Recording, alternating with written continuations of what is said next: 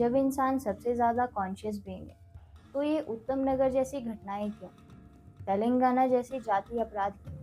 क्या इन घटनाओं को रोकने के लिए खाली सख्त कानून काफ़ी हैं या फिर किन्हीं और वेज को अपनाना पड़ेगा? एक्चुअली 1913 में मनोवैज्ञानिक विन थॉर्प और उनकी पत्नी के द्वारा एक कंपैरेटिव एक्सपेरिमेंट किया जाता है। इस एक्सपेरिमेंट को the app and the child experiment कहा जाता है। एक्चुअली जब विन थॉर्प थे, उनका मानना था कि जो ये जानवर होते हैं, खासतौर पे जो बंदर होते हैं, चिंपैंजी होते हैं, उनको अगर मानवीय इन्वायरमेंट दिया जाए तो वो भी सिविलाइज्ड हो सकते हैं, इवन आदमी से भी ज़्यादा सभ्य हो सकते हैं। तो वे दोनों क्या करते हैं कि अपने 10 महीने के बेटे डोनाल्ड को और 7.5 मंथ की चिंपैंजी की बच्ची गुआ को, जिसका नाम गुआ रखा जाता है, उन दोनों का सेम वे से पालन पोषण करते हैं। तो जो स्टार्टिंग के 5 मंथ के जो एक्सपेरिमेंट के जो रिजल्ट्स होते हैं वो शॉकिंग होते हैं। वो वैसे ही होते हैं जैसे विन थॉर्प ने एक्सपेक्ट किया था।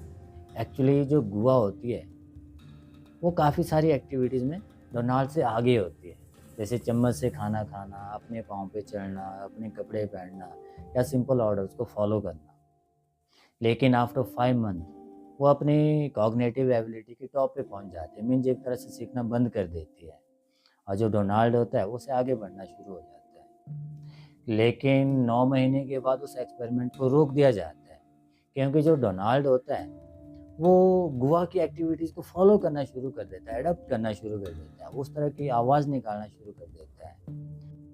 तो जो गुआ थी उसके इंसान बनने के चांसेस तो ना के बराबर थे, इंसानों की तरह सिविलाइज्ड होने के जो चांसेस थे वो ना के बराबर थे।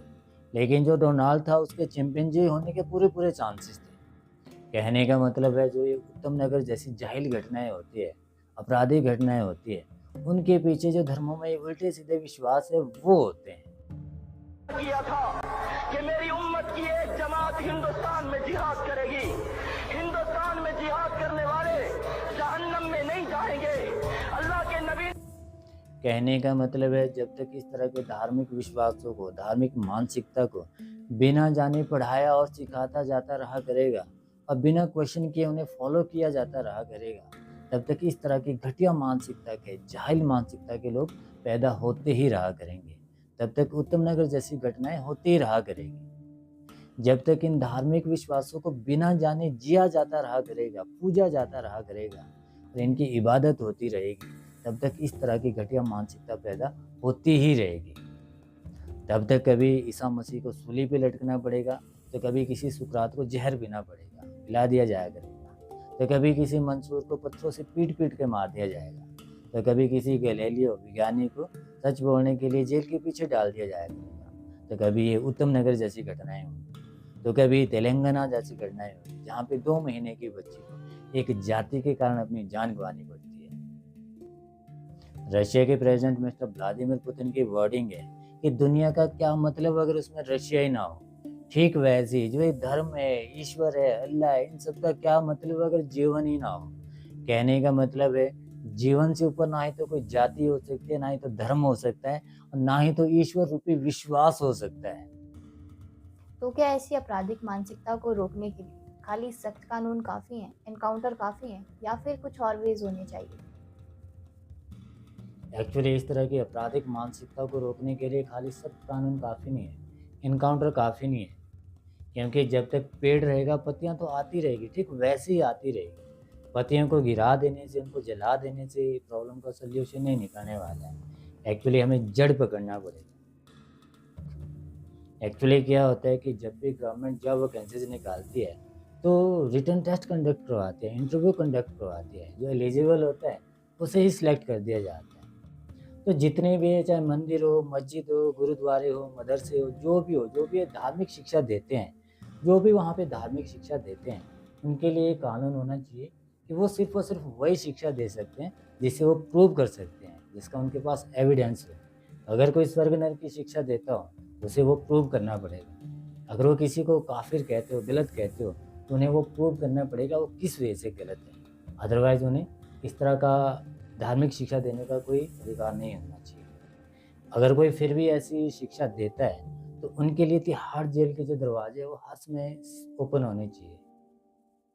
अगर फिर भी इस तरह की शिक्षा दी जाती है और अगर कोई विशेष धर्म संप्रदाय का आदमी इस तरह की आपराधिक घटनाएं करता है तो उसके लिए उसके साथ साथ बल्कि उससे पहले उन धर्म गुरुओं को, मौलानाओं को, जो भी पोप पादरी है, उन सबको दोषी ठहराया जाना चाहिए। उन्हें सख्त से सख्त सजा होनी चाहिए, उनका इनकाउंटर होना चाहिए। फिर देखो वो कैसे ऐसी एजुकेशन को देना बंद कर देते हैं। और सेकेंडली क्या होता है ना कि एक्चुअली अगर कोई मैथ का टीचर होता है वो हमें 2+2=5 सिखाता है तो क्या हम मानते हैं? नहीं ना। हम उससे पूछेंगे भाई कैसे, ये 4 लोग हैं यहाँ पे, इनको 5 बना के दिखाओ। अगर वो नहीं बना के दिखाता है तो क्या हम ये कहते हैं कि कितना अच्छा मैथ का टीचर है, कितना अच्छा मैथ आता है, उसे लात मार के भगाते हैं ना। लेकिन जितने भी वो पादरी, धर्मगुरु, मौलाना वगैरह होते हैं, जब ये कुछ धर्म के बारे में, ईश्वर के बारे में हमें बताते हैं तो हम कोई क्वेश्चन नहीं करते हैं, बल्कि वहाँ पे दंडवत हो जाते हैं, माथा नीचे लगा के पंप ऊपर उठा देते हैं और उन्हें वैसे ही मान लेते हैं, कोई क्वेश्चन नहीं करते हैं। ये क्यों नहीं करते हो वहाँ पे? अगर ये स्वर्ग नरक की बात करते तो पूछते क्यों नहीं हो कि मरने के बाद ही क्यों, जीते जी क्यों नहीं? अगर यही कहते हैं कि ईश्वर का नाम लेने से या ना लेने से नरक मिलता, वो मिलता है, तो पूछते क्यों नहीं कि क्यों, कैसे, किस लिए? वहाँ पे एकदम से एग्री हो जाते हो। जब एग्री होते हो तो वैसे ही ये सब मानसिकता ही उत्पन्न होती है। और सेकेंडली जो ये राजनेता होते हैं, जो धर्म की राजनीति सीखते हैं, इनके लिए भी तिहाड़ जेल का कुछ न कुछ कठोर प्रोविज़न होना चाहिए ताकि वो इस तरह की राजनीति ना कर पाएँ।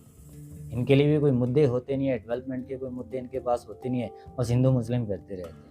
और एक्चुअली इन्हीं सब गलत राजनीति के कारण, गलत धार्मिक शिक्षाओं के कारण जो दूसरे देश की, जो कुछ एक देश है जिनकी खुफिया एजेंसी इन सब का फ़ायदा उठाती है, या जो हमारे एनिमीज़ कंट्रीज़ होते हैं वो इन सब का फ़ायदा उठाते हैं।